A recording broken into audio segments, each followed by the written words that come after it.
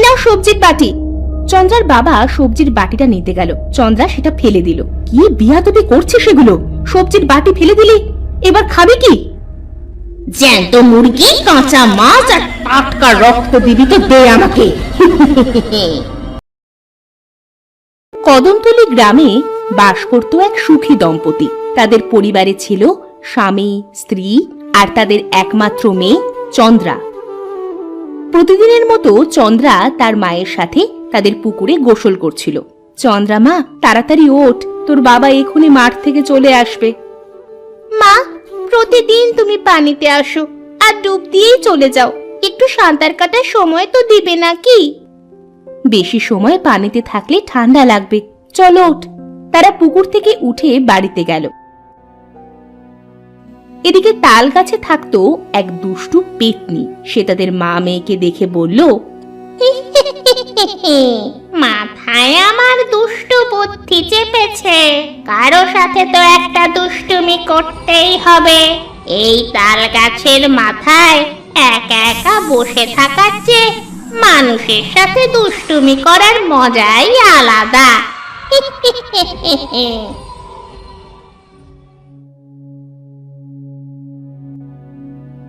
সেদিন রাতে সাবু বাজার থেকে বাড়ি ফিরছিল। হঠাৎ সে দেখতে পেল রাস্তার ধারে তাল গাছের নিচে একটা কি যেন দাঁড়িয়ে আছে। আরে এত রাতে এখানে কে? এই কে কে এখানে?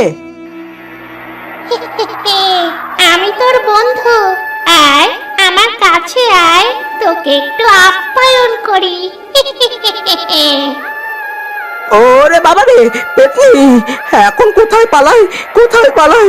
ওরে বাবা রে, আর রাত করে বাড়ি ফিরবো না। তখন সাবু এক দৌড়ে তাল গাছের পাশে থাকা সুদেশদের বাড়ি গেল। সে হাঁপাতে হাঁপাতে চন্দ্রার বাবাকে ডেকে বলল, সুদেশ, এ সুদেশ, বাড়ি আছিস নাকি? আরে তাড়াতাড়ি বাইরে আয় ভাই। কিরে, কি হয়েছে? তুই এমন হাঁপাচ্ছিস কেন? ভাই সুদেশ, হাঁপাই কি আর সাধে? ওই তাল গাছে থাকা এক পেতনি আমাকে তাড়া করেছে, এখন কিভাবে বাড়িতে যাই? ভূতে তাড়া করেছে? বাজার থেকে কিছু খেয়ে এসেছিস নাকি? আরে বুদ্ধু, ওই তাল গাছে কোনো পেতনি নেই। আমাদের বাড়ির পাশে থাকলে আমরা তো কিছু বুঝতে পারবো নাকি? ভাই, আমি মিথ্যে বলছি না, সত্যি বলছি। তুই আমাকে ওই তাল গাছটা পার করে দিয়ে আয়। আচ্ছা আচ্ছা ঠিক আছে, চল। গিন্নি, তোমরা থাকো, আমি আসছি। সুদেশ গেল সাবুকে এগিয়ে দিতে। সাবুকে এগিয়ে দিয়ে সে বাড়িতে চলে এলো। বাড়িতে এসে বউকে বলল, গিন্নি, কাল পুকুরে মাছ মারতে হবে। পুকুরে অনেক মাছ হয়ে গেছে, এত মাছ যেন পুকুরে বাড়ছে কম। আচ্ছা ঠিক আছে, সকাল সকাল তাহলে ঘুমিয়ে পড়ো, আমার খুব ঘুম পাচ্ছে। তারা সবাই ঘুমিয়ে গেল।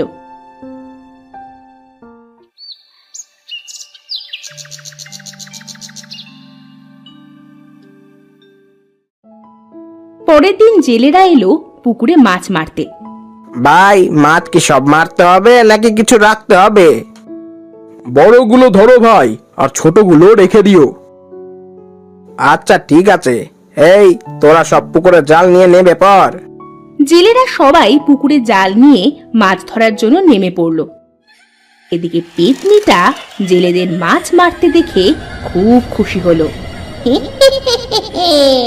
আজকে তো আমার খাবার মজা, এরা মাছ ধরে পাত্রে রাখবে আর আমি সব মাছ খেয়ে নিব।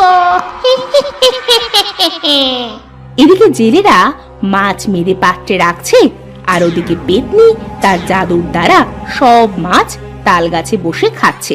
আহা, কাঁচা মাছে যে কি স্বাদ! কতদিন পরে এতগুলো মাছ খাচ্ছি, আমার তো আর 10 দিন না খেলেও চলে যাবে।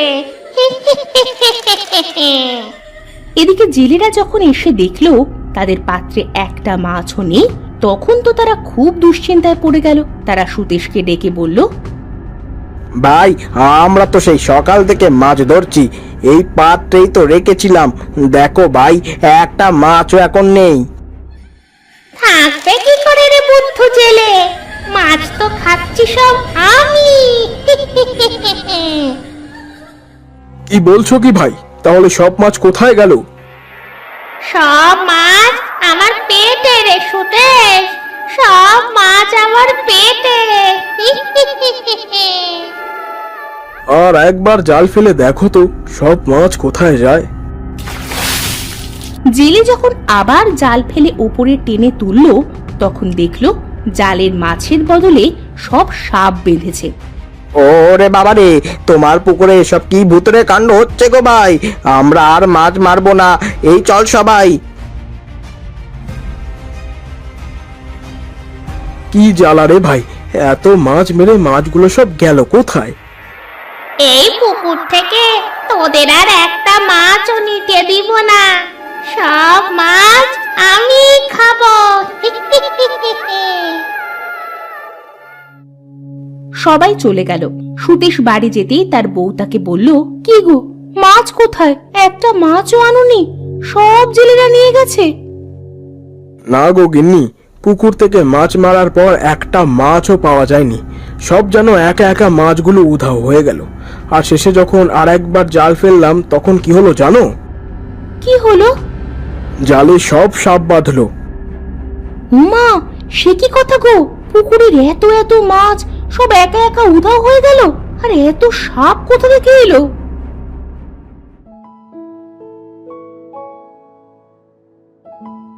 মা, তোমাকে বলেছি না তুমি কোনো কাজে হাত দিবে না, সব কাজ আমি করব। তুমি তো অসুস্থ, তুমি একটু বিশ্রাম নাও, যাও ঘরে যাও। তুই সংসারের এত এত কাজ কি করে একা সামলাতে পারিস বল দেখি? সব পারবো মা, সব পারবো, যাও তো তুমি।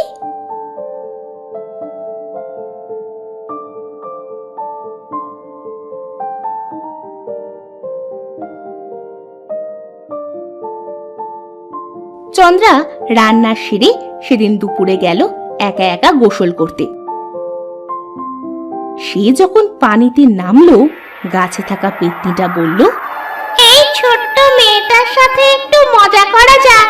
সারাদিন গাছে একা একা বসে থাকতে যে কি খারাপ লাগে, সাথে আর একজন পেতনি থাকলে মনে হয় ভালোই হতো। চন্দ্রা যখন পানিতে নেমে সাঁতার কাটছিল, তখন তাল গাছে থাকা পেতনিটা চন্দ্রার চুল ধরে টানছিল, পা ধরে টানছিল। চন্দ্রা তো ভয় পেয়ে ওপরে উঠে এসে বলল, কি যেন আমার পানির নিচ থেকে আমার পাটা ধরে টানলো আর ওপর থেকে চুল ধরে টানলো। আমি আমি তোর চুল ধরে টেনেছি। ও মা গো, ও মা, পেতনি! চন্দ্রা এই কথা বলে যেই বাড়ির দিকে যেতে গেল, তখনই পেতনিটা তার জাদু শক্তি দ্বারা চন্দ্রাকে থামিয়ে তার ভেতরে প্রবেশ করলো। চন্দ্রা বাড়িতে ফিরে গেল।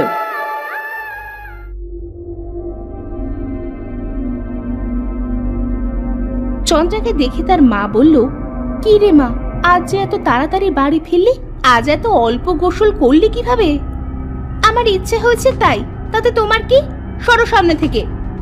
এই দাঁড়া দাঁড়া, তোর কি হয়েছে রে? এভাবে কথা বলছিস কেন?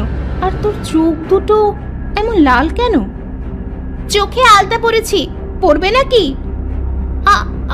আলতা? কি বকছিস এসব? চন্দ্রা আর কিছু না বলে তার ঘরে চলে গেল।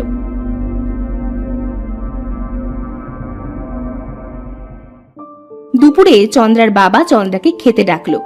মা চন্দ্রা, খেতে আয়, আর আসার সময় সবজির বাটিটা নিয়ে আয়। এই নাও সবজির বাটি। চন্দ্রার বাবা সবজির বাটিটা নিতে গেল। চন্দ্রা সেটা ফেলে দিল। কি বিয়াদবি করছে সেগুলো? সবজির বাটি ফেলে দিলি, এবার খাবি কি? জ্যান্ত মুরগি, কাঁচা মাছ আর টাটকা রক্ত দিবি তো দে আমাকে।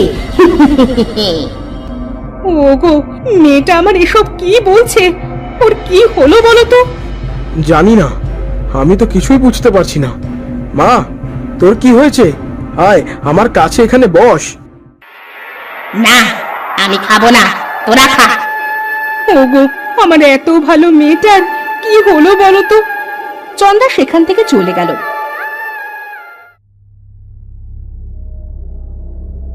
পরের দিন সকালে চন্দ্রার মা খুব অসুস্থ হয়ে পড়ল।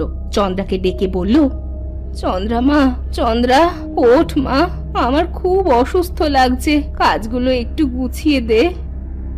পারবো না, আমি কি তোদের বাড়ির চাকর নাকি? দাঁড়া, তোর সব কাজ আমি করে দিচ্ছি। এই কথা বলে চন্দ্রা বাড়ির সব জিনিস ছুঁড়তে লাগলো। নিজের মাথার চুল নিজে টেনে ছিঁড়ে কাঁদে, আবার হাসে। মেয়ের এই অবস্থা দেখে চন্দ্রার মা খুব ভয় পেয়ে গেল। সে সুদেশকে বলল, ওগো, আমার মেয়েটার অবস্থা বেশি সুবিধার মনে হচ্ছে না, তুমি গিয়ে একটা তান্ত্রিক ডেকে আনো। আমার মনে হয় এটাই ঠিক হবে। তুমি চন্দ্রা মাকে দেখে রেখো, আমি এক্ষুনি আসছি। সুদেশ গেল একটা তান্ত্রিক ডাকতে। সে তান্ত্রিকের কাছে চন্দ্রার কথা সব বলল। সব শুনে তান্ত্রিক বলল, তোমার মেয়ের ঘরে বাড়ির পাশে তাল গাছ থেকে পেতনি লেগেছে। তাকে যদি এক্ষুনি তাড়ানো না হয় তাহলে পেতনিটা তাকে পাগল বানিয়ে দেবে। তান্ত্রিক মশাই, আপনি তাড়াতাড়ি চলেন, আমার মেয়েটিকে ঠিক করে দিন। সুদেশ তান্ত্রিককে নিয়ে তাদের বাড়ি এলো। তান্ত্রিক একটা আগুনের কুণ্ডলি বানিয়ে চন্দ্রাকে সামনে বসিয়ে বলল, এই তান্ত্রিক, বাড়ি যা, না হলে তোকে কিন্তু আমি ঘাড় মটকে দিব। বাড়ি তো যেতেই এসেছি, তার আগে বল তুই এই ছোট্ট মেয়েটার কাছে কেন এসেছিস? একে আমার পছন্দ হয়েছে, তাই এসেছি। চলে যা এর কাছ থেকে। না, যাব না, যাব না আমি। তান্ত্রিক চন্দ্রার গায়ে পানি পড়া ছিটিয়ে দেওয়ার সাথে পেতনিটা তান্ত্রিকের সামনে চলে এসে বলল, ওরে বাবা রে, ছেড়ে দে, ছেড়ে দে আমায়, আমি এক্ষুনি চলে যাচ্ছি। যাবার আগে তোর সামনের একটা দাঁত ভেঙে তারপর যাবি। এত কিছু রেখে তুই আমার দাঁতের ওপর কেন পড়লি? তবে তাই যাব, আমার একটা দাঁত গেলে যাক, আগে আমি তো বেঁচে নি। পেতনিটা কথা বলে তার একটা দাঁত ভেঙে দিয়ে চলে গেল। এরপর তারা বুঝতে পারলো তাদের পুকুরের সেই মাছগুলা আসলেই পেতনিটাই খেয়েছিল। অবশেষে সুদেশের পরিবার পেতনির হাত থেকে রক্ষা পেল।